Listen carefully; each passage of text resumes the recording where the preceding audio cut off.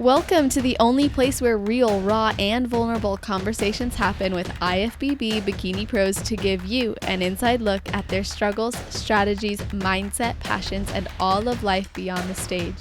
This podcast is made to inspire, motivate, and remind competitors and the average gym goer that even the most extreme lifestyles and elite athletes have their ups and downs.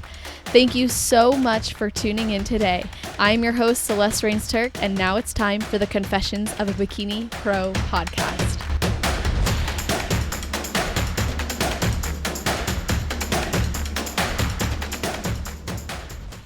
Today's guest is a newer IFBB Bikini Pro, hailing from a 10-year journey of grit, growth, and really unwavering belief.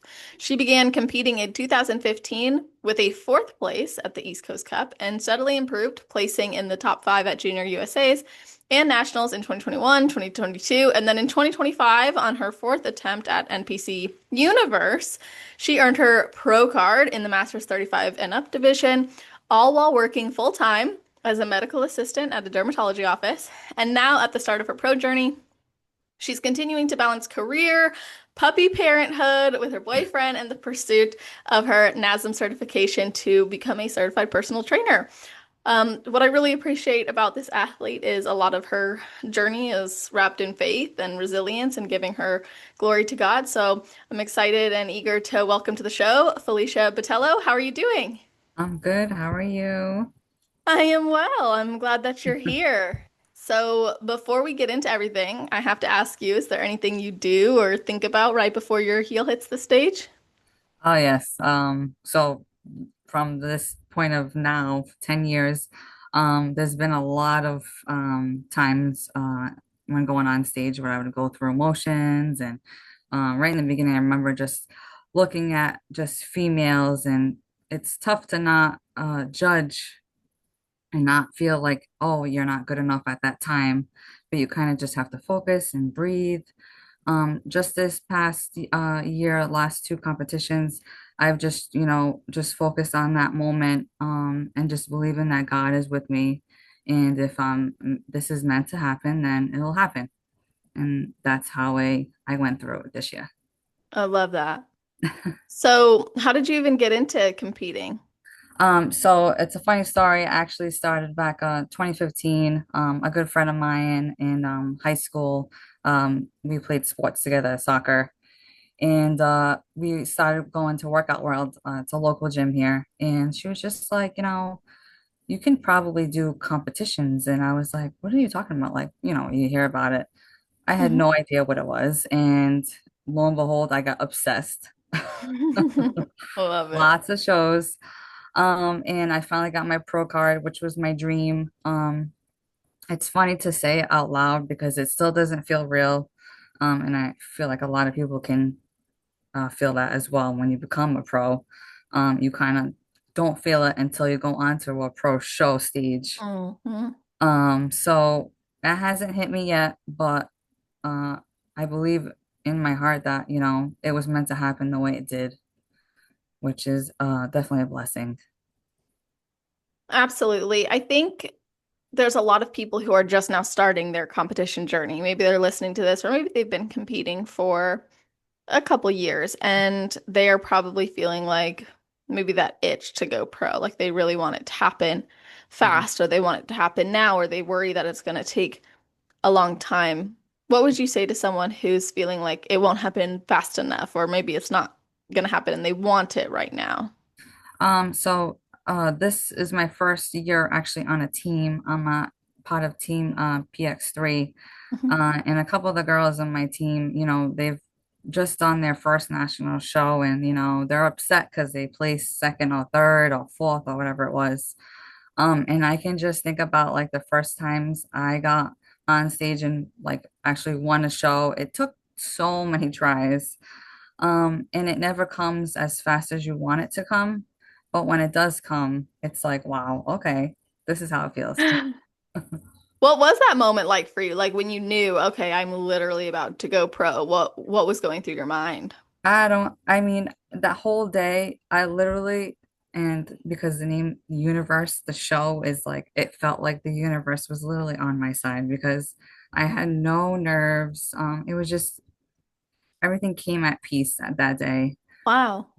And I got some pictures from Gilco, Mhm. the photographer, and he So caught good. me like crying kind of in a second. But then I was like, all right, I'm not crying right now. This is like my moment.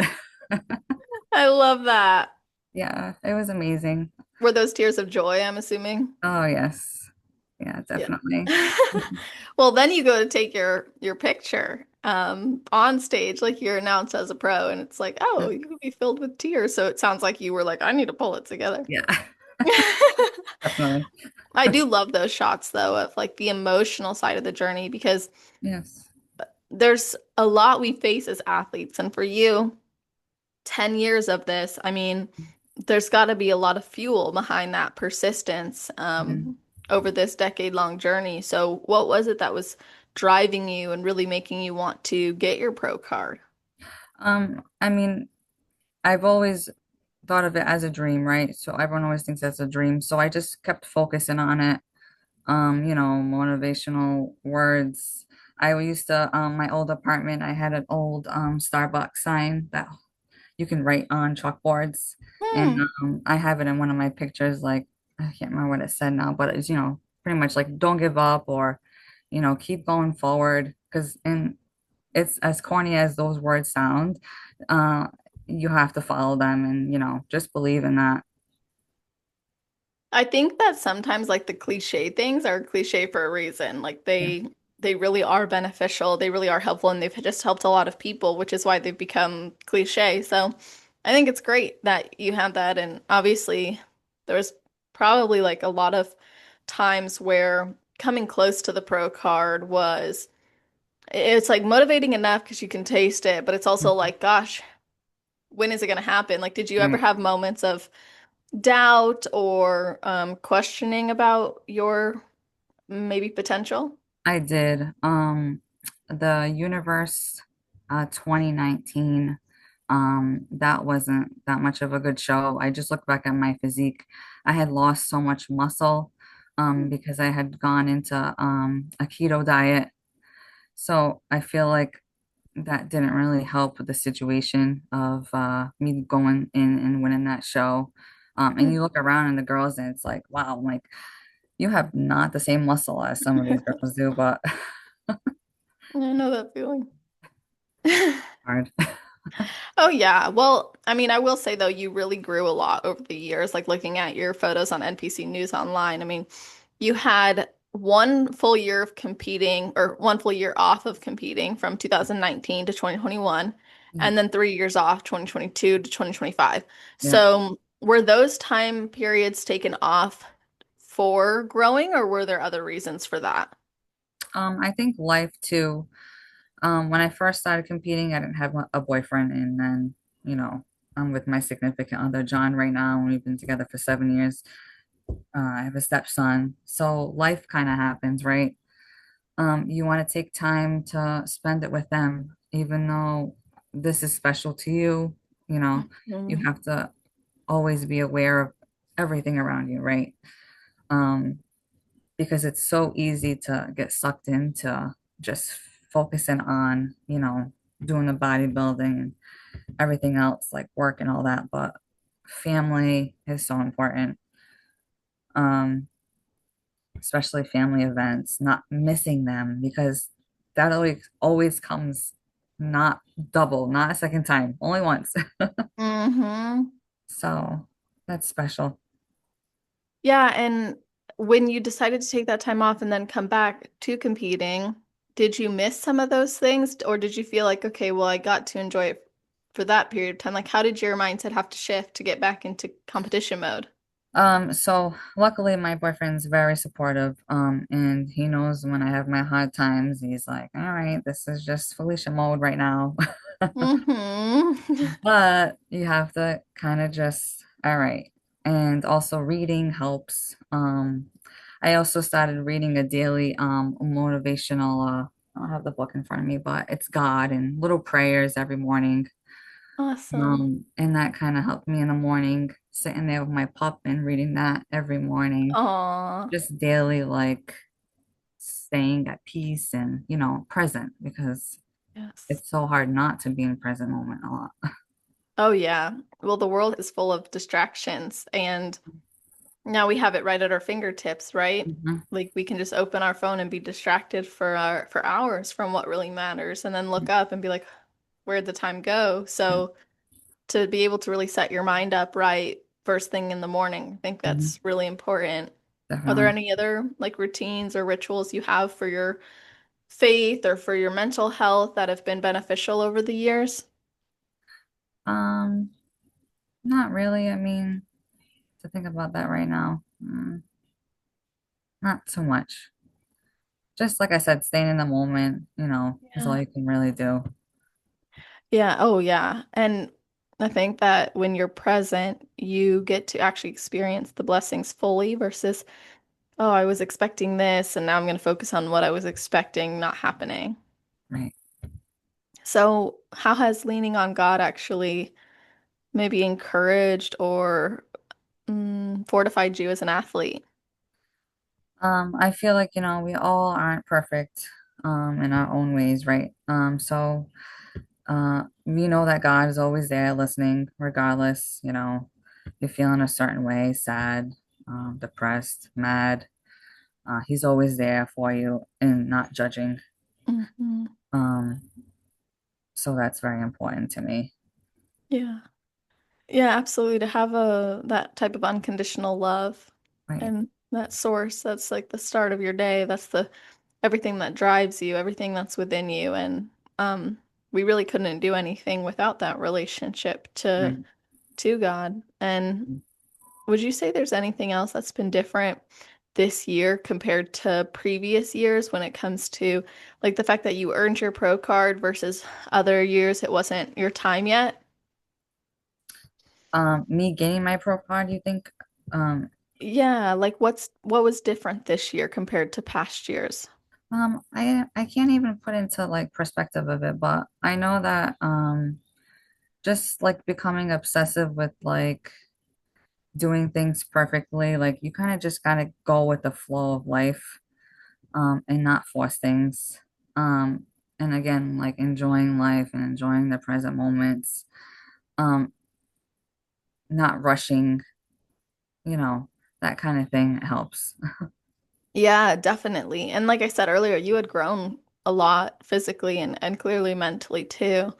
And Yes. I think throughout a lot of our journeys as competitors, we can face mental health challenges, we can face food relationship challenges, body image challenges, comparison, relationships, all of these things can really um, come to surface. And I actually I don't blame competing for that. I kind of think when we put a lot of our time and energy into something, it Mhm. is natural that our uh I don't want to say weak points, but natural that the areas that need a little bit more attention and light shown on them are gonna come to the surface because it's gonna be what we need to just take it to the next level.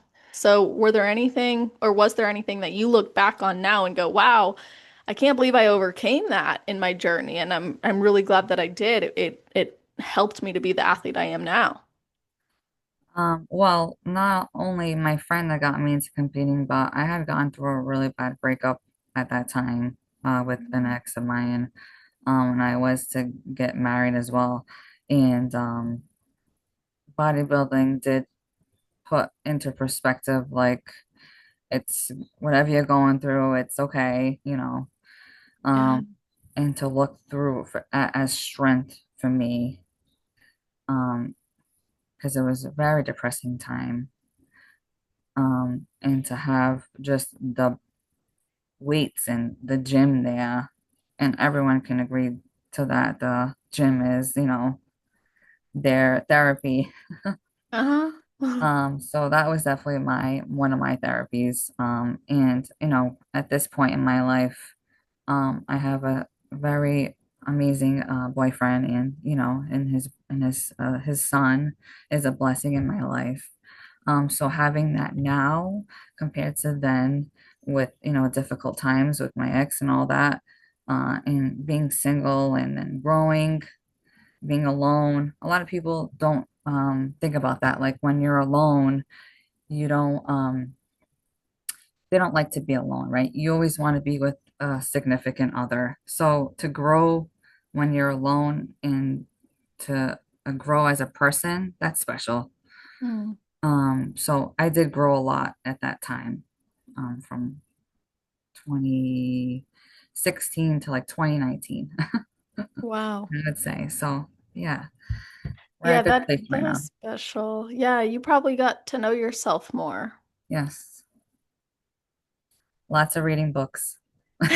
I love that. So then when you met your now boyfriend, like were you ready? Like were you in that space like I'm ready to date or was it kind of just like it happened and then That you're like, happens. okay, Yeah, okay. we met at the gym. Oh yeah, great. I love Yeah, that. over a donut conversation. Hell yeah. Do you guys have the same favorite donut or what? No, not really. Just any type of donut.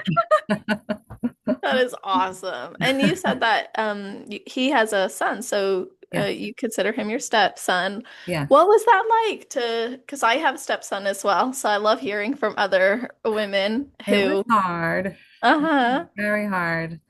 And it's still, we're not perfect, right? And Yeah. it's like a day-to-day and learning and, enjoying his time. But I feel like it's easier when kids are smaller.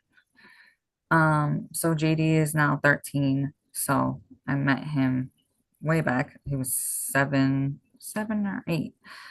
Oh, So he was a tiny little boy. Now he's a grown up, 17-year-old teenager.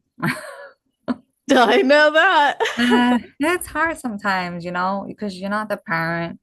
And you can always just I look at it as it now, I can be his friend and like if he wants to tell me something, he can tell me and like keep it a Hmm. little secret, like, it's okay. You can trust me. Yeah, yeah. No, that's the beautiful thing about being a step parent is like Yeah. you're another safe source for them, especially if the parents are involved and everything is they have parents. If they have parents already, that's a really it's a great thing. It's a gift to be able to be just another trustworthy source in their life. Mhm. So, um, so I think sometimes I'm still learning and struggling with the Mhm. step parenting role and Yes. um I find sometimes there's this pressure as like, oh, love them like they're your own and Right. you really do love them. But then there's that judgment if you want to maybe have influence in some way. And I find Yes. that part to be mentally, I'm learning a lot right now, honestly, in Mhm. that. It is. It's definitely tough. And if especially if the son's mom is involved, and you have to kind of, I don't think that you would have to definitely have like a commitment or like, how do I want to say, like a friendship at this time, because it happens with time. You know what I mean? Um, Yes, you can't force definitely. something because sometimes it can feel awkward, right? Mm-hmm. Yeah, So you're definitely. like, Well, because you're entering this dynamic that was it was already there, already existing. So it's different than when you're like dating someone, nobody has kids involved, and mm, you're just getting to know each other, and then maybe you form your own family. I mm, think that's a very different dynamic than coming into a family unit, even if the family unit is broken by mm, design or divorce or whatever it might have right. been that caused it. You're still entering some sort of dynamic, and so there's family structures and systems to consider that are going to be reworked, Yeah. and that can bring about a lot of lessons. And I'm Hmm. grateful. My stepson is amazing, and we get Yeah. along so well, and he's just so bright and incredible. So I got really lucky. I know not a lot of people are that lucky, but I'm grateful. No. And it sounds like your stepson's made a big impact in your life as Yeah, well. definitely. Yeah, I mean, I hear some horror stories, especially with the girls. I know. I I feel like the boys are a little bit more easygoing. And if something bothers them, they kind of just like, but with the girls, like, like attack Yeah, oh for mode. sure. No, for sure. I know, like I was like my dad even when he started dating, like because my mom had passed away and when he started dating, I was like, and I'm an adult and I was still like Mm. like this. now I'm like, oh, I'm happy for you, whatever. But Yeah. like in the past, I definitely was like, Yeah. Who are yeah, you? yeah, exactly.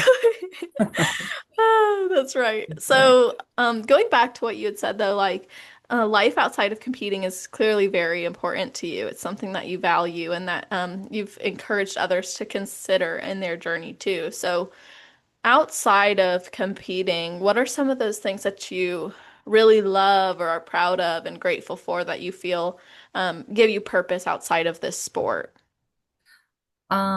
Like outside hobbies out of bodybuilding, you mean? Yeah, like any interests or things that you like, oh, if I didn't compete anymore, I'd still have this. Yeah. Well, I'm a little of a nerd. I like to garden.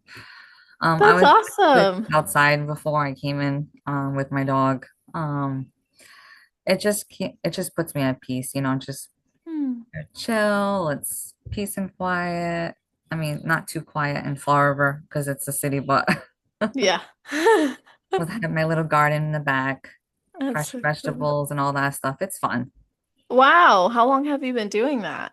A couple of years. So I've always uh been brought up with it. My dad, coming from Portuguese heritage, having gardens in the back was always fun. Going to check how everything was growing, tomatoes, cucumbers, and just tending to plants. So I'm a plant lady. I have a whole bunch of plants everywhere.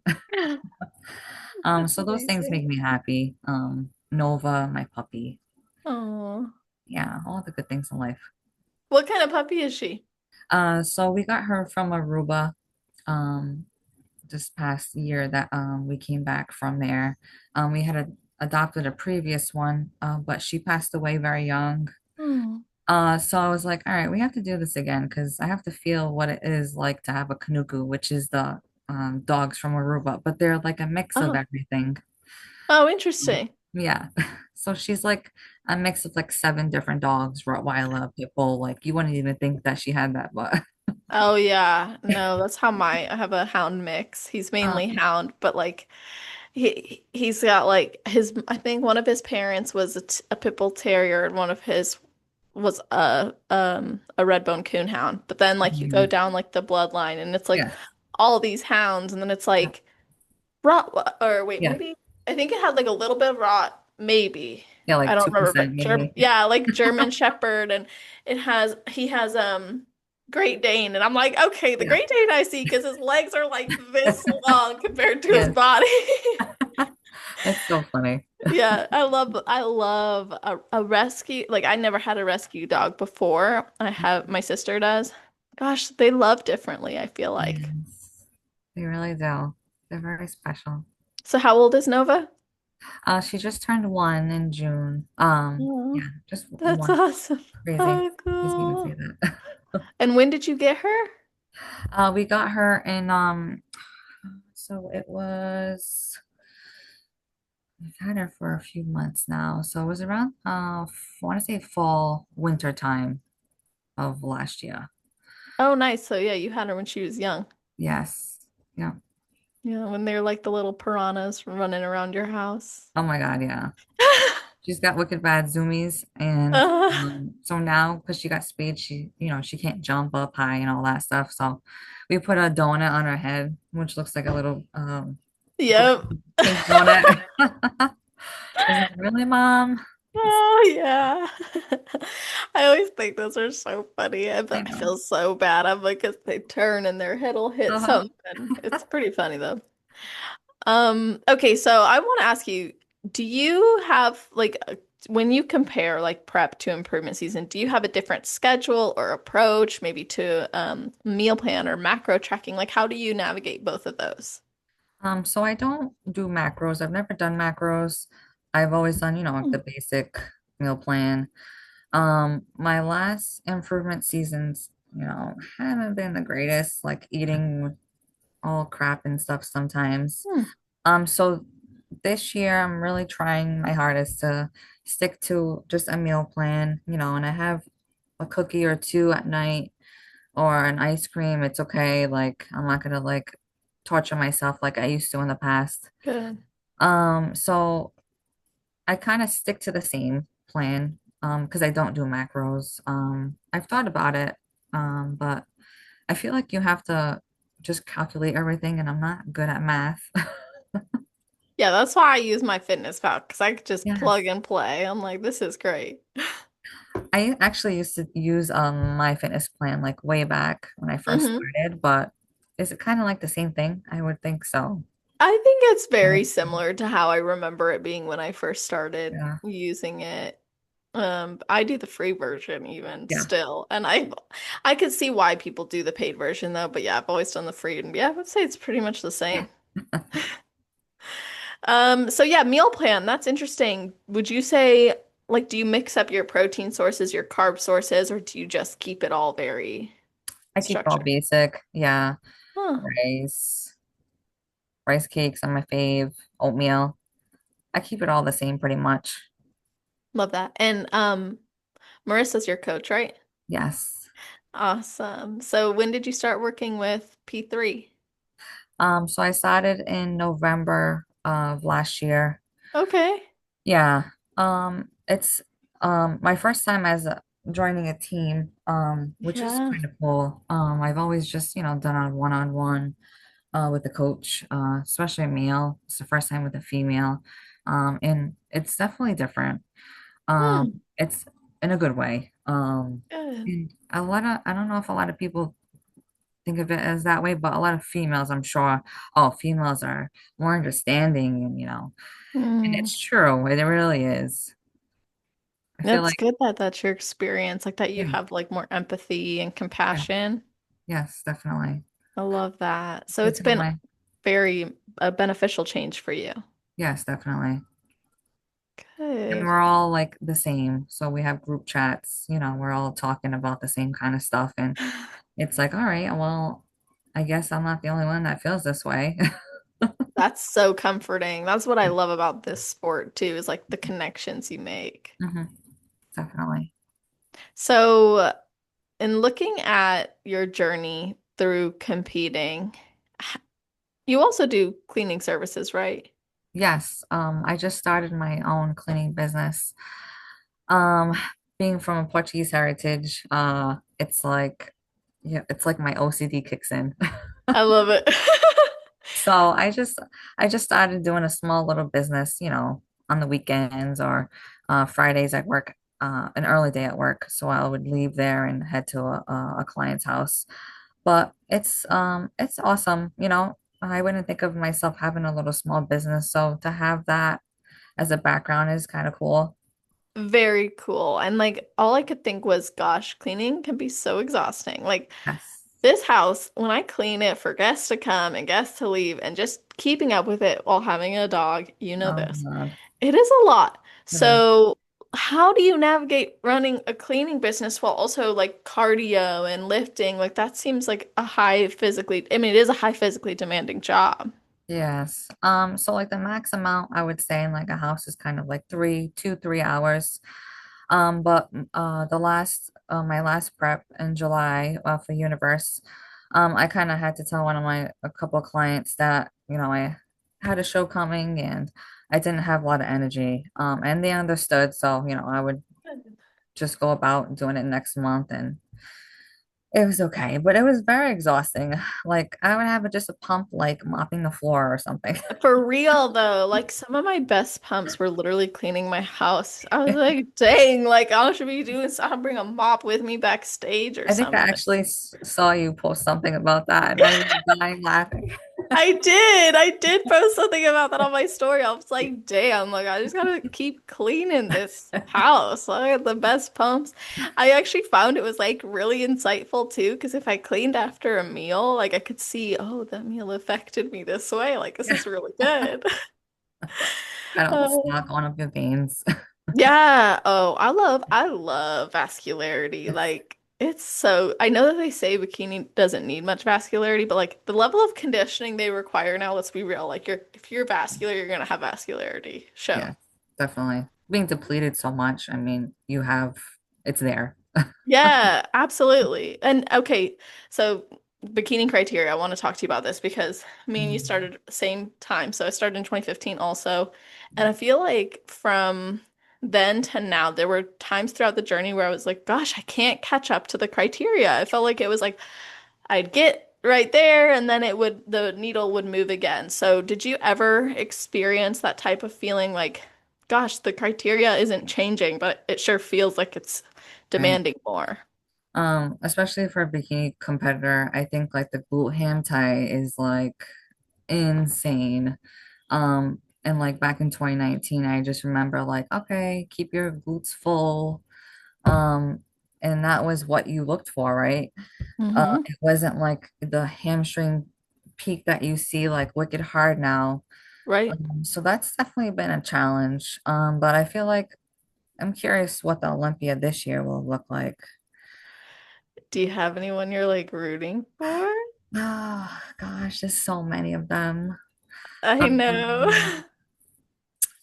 Um, I was thinking, I'm like, do you know if Jennifer Dory? I don't know if Jennifer Dory is actually doing the show I this. don't know that there's been a specific announcement. Yeah, I've only heard rumors. yes. Maureen Blanquisco, she's one of my faves. Yeah, I love her physique. Ashlyn Little, she's another one. They're all so amazing. It's like God when you see it's like, oh my God, beautiful body. I know it's like wow, like you were just constructed like so well, and then you capitalized on your perfect genetics and or imperfect and made them even better. Yes, I mean, I love all these women. Most of the times I look at the Olympia lineup and I'm like, oh my gosh, I've talked to most of them. So I hate to do like I never do predictions. I never do favorites or anything like that.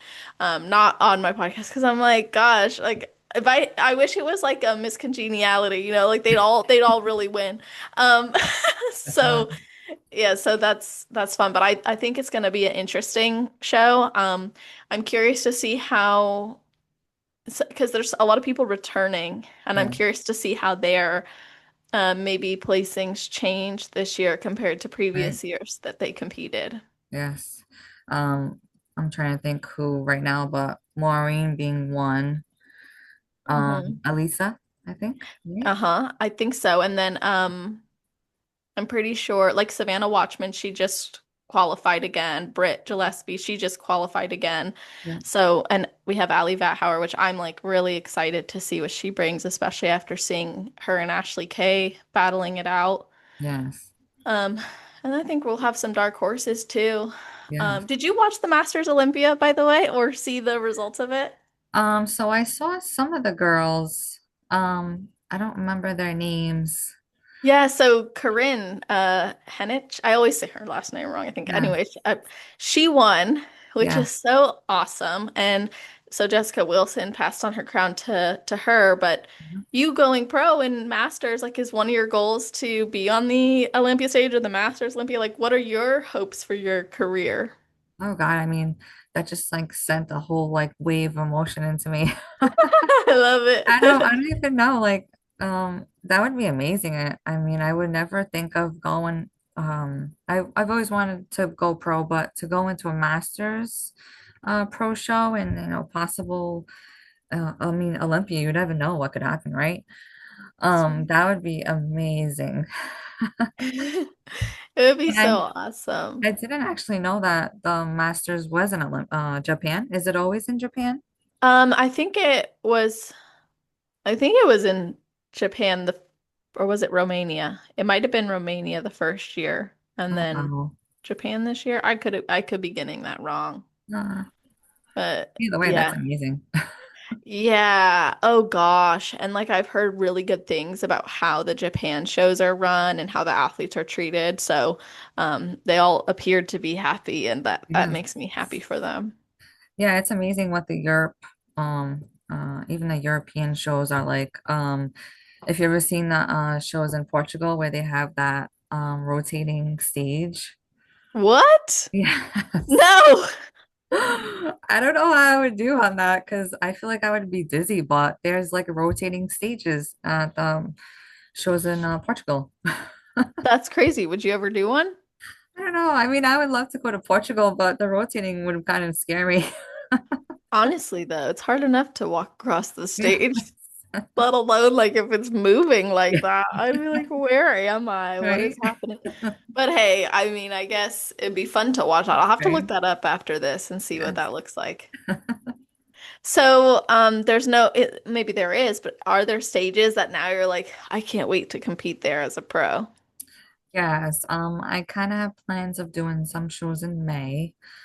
So I'm shooting for the Miami Pro, which would be kind of cool. Yes. And make it like a little vacation out of it. That would be kind of nice. Because going to shows, you're like, all right, I'm ready to go home, but it would be nice to just hang out a few days somewhere in Florida or wherever. Yes, absolutely. Highly recommend that. Like, I went from Miami to Daytona Beach to Key West. It was such a fun, or it was Um, Daytona Beach to Miami to Key West, and it was such a fun trip. It'd be totally worth it to stay, even just to hang out by the beach. definitely. I'm all up for it. Yeah. Because you're in New York, right? I'm from outside of Boston. Oh, So okay. yeah, 30 minutes to get to Boston. Okay. Got So it. Well, yeah. I guess I thought you were from New York. No, maybe. Is that our accent? I think it's the accent. Oh, that's really cool though. I'm So, Portuguese, so maybe it's just my thick accent that I have. yeah, you have like there's like a blend. There's like a blend happening.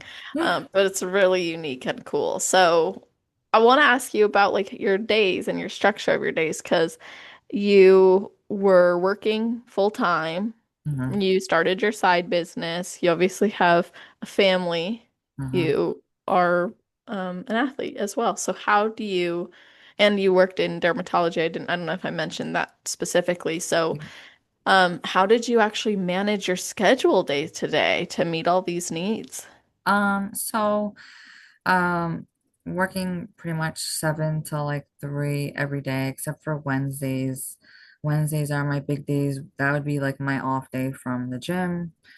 So Okay. getting home at like 5:36, getting to the gym after that was difficult. Um, so I would definitely keep Wednesdays as my off days from the gym. But work, leave, gym time, 2 hours. It's tough to include everything, especially when you're competing, adding in posing for like 20 minutes a day. Hmm. It's a lot, but I like the structure of being on prep. Um, just because I don't know how to explain it, but it's just easier that way for me. I don't know Yeah, how definitely. people like it would be nice to work from home. But I don't have that advantage. So, you make worth of what time you have. And if you want to have a goal in mind and, go to the gym for an hour, you make time for that. So true. So Yeah, I that's how. just hosted a retreat here, and a bunch of the women were saying they get up at 3:30 a.m. to be able Yes. to hit the gym and be back before their kids get ready Uh-huh. for school. And I'm just like, and then they go to work. And so if you want it bad enough, you will make it happen. And obviously, we Definitely. have to listen to our body in that time frame. But um, I think you start to become addicted to the structure. Like there's something about Yes. it that you have no time to miss. Like Mhm. you can't sacrifice any of your time for something mindless because you have Oh, to be on point. definitely. I feel like you can take that into real life as well, right? So I'm trying to get my ISSA certification. So Okay. making time for that is also important. And it's easy to fall off and get lazy and stuff, but you have to look at it as a goal you have to keep in mind, just like Mhm. prep. So that's my goal right now. That's awesome. What do you hope to do with your certification? So I'm hoping to actually be a part of my home gym, which is General Fitness Oh, here in Fall River. It's a very old school gym where people still throw weights down and no one makes a care in the world of who just did that or love it. so that's what I want to be, part of the General Fitness team. That's awesome. Have Yeah. you told them that? Like, do they know you're working towards this? Yes. Also, and I do speak Portuguese, so it would be good to be bilingual on that and helping people that don't understand English. being there for them. Definitely. Definitely. Is there a high population of people there who speak Portuguese? Yes. Really? Yeah, Portuguese and Brazilian. Interesting. Yes. I would Huh. love to learn how to speak Spanish as well. I mean, it's kind of the same. If someone speaks Spanish slowly, I can understand, but when they're like full throttle, I'm like, hold on a second. Yeah. You're like, I'm trying to translate this through two other languages I know very well. Oh, that's amazing though. Like I think that's going to be so cool to pursue that. Do you plan to continue in dermatology and cleaning when you get that, or what's your plan? I don't really have a plan yet, so I'm just kind of going through with whatever happens. Okay. Um, but dermatology is like my full-time job, and then cleaning's a side business. So wherever the wind takes me, I guess. Yeah, well, I think, working in dermatology would certainly probably give you some leg up, I think, in this industry, just for the sake of skin prep and skin care, because it does matter in this sport. So, is there anything that you've learned through your work that has made a positive impact on your prep or on taking care of your skin health? Um, I don't, I mean, not really. I mean, working in a dermatology office has definitely put me into perspective with sun. You know, I work with one of the doctors on Mondays and we remove skin cancers. So that's kind of scary to be a sun worshiper when like I used to be when I was younger. Yeah. Yeah. So just being cautious with that is so important. Taking care of your skin because I do want to age not so gracefully, but hmm taking care of your body and outside is so important. Yeah, I notice like a lot of people who take care of their health and their fitness generally appear younger throughout Mhm, their life, it seems. definitely. Now, when it comes to skincare and sun protection, like, do you see a lot of people, the ones who come in to get skin cancer removed, is it because they didn't wear sunscreen? Is it because they were working outside jobs? Like, what are some of the more common patients you see for that? It's a lot of workers outside, the construction workers. But then you see that error way back in the day when they used oil. So like the baby boomer generation coming in, and it's like they just based it out there with oil. I It's like you're know. cooking your skin. You look like chicken pretty soon. Like, Literally, though, like literally. Like if you go to the oh, airport in Florida, you're like, oh my. oh yeah.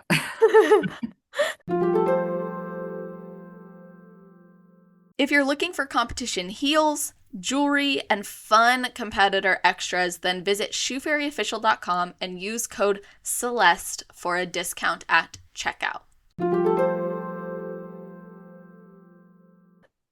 Orange tans everywhere. Uh-huh. Yeah, absolutely.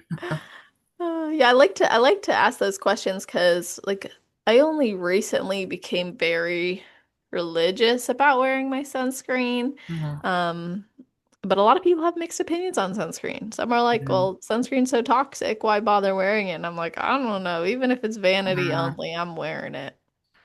I feel like every product has toxins in it now, which is so crazy to think about. But like if you get a mineral-based sunscreen, that's your go-to. You don't want like the fake sprays. But then again, you have that, it's kind of helping your skin out too. Without no sunscreen would be worse, right? Yeah, that's what I would think. Yeah. But there's always mixed reviews with everything, I think. Definitely. So, as far as like your journey and what you hope to achieve as a professional, like what would you want other people to see from your journey or learn from your journey?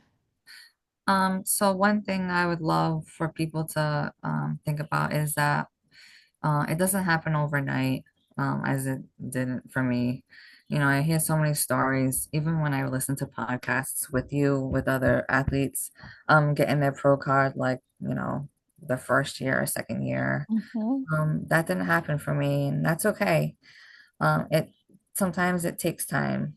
And then if you really want something, you have to go after it. There's gonna be times where people are gonna put you down and you're not good for this or whatever. But you have to look at it to yourself and this is what you want to do. Um, and it can be selfish at times, but it's a goal that you have. So is it really selfish? I don't think so. Right. Um, so that's my advice. I love that because I was literally going to ask you for your best advice, and it sounds like that is your best advice, huh? Yes. I love that. That's amazing. Is that for anyone who's looking to go pro as well as people who are starting out in the sport? I think it kind of goes both ways. Yeah, I would agree with that. Um, because everyone wants a quick win, right? One of my good friends, Steve Reeves, he always told me like in the beginning, like, oh, you're gonna do this show and you don't do good, you're gonna do better and just keep doing better and better and better. So that's how I looked at it as that you're not gonna always win and it's okay. You can't look at it that way. Um, and it's true, show by show by show, you get better and better and better. And it's so rewarding. I feel like Yeah, that's one of the more rewarding parts of competing is that you do get to watch yourself progress and not yeah, just physique, but mentally and emotionally and yeah, in all areas of life at the same time. definitely. Yeah, well, thank you for that advice. And is there anything I didn't ask you that you wish I would have about your experiences? No, I think you covered every topic pretty well. Good. Okay, awesome. Well, then, with that being said, how can people find you and connect with you and maybe work with you or hire you for different services? So I am on Instagram as Miss Botelho, IFBB Pro. And I'm also on Facebook. I don't know if a lot of people have Facebook anymore. I do. But it's Felicia, last name Botelho. And also you can reach me at my cleaning business as Felicia Botelho Cleaning Services. Love it. And also my Instagram name on that is by Felicia's Cleaning. I think that's so awesome. I So love a that. little joke about it. I think that's perfect. I was looking at your cleaning page today and I was like, this is really cute.